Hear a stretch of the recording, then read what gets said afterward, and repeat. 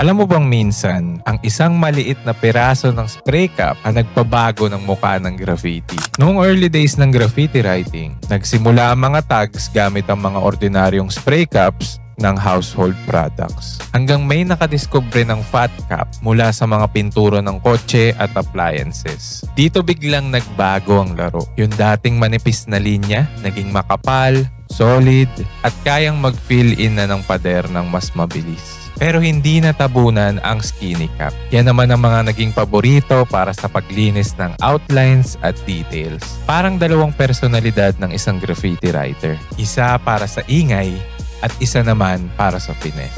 So ano bang lesson natin dito?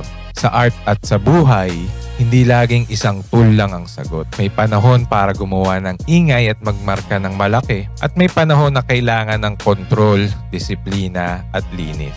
Ang tunay na style, hindi sa cup na kabase, kundi sa kamay na may alam kung kailan dapat gamitin ang alin. Kaya kung artist ka, alamin mo ang lakas ng bawat tool na hawak mo. Pasyayan lang muna sa video natin for today.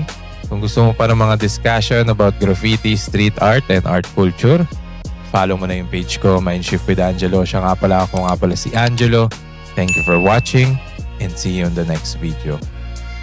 Bye-bye!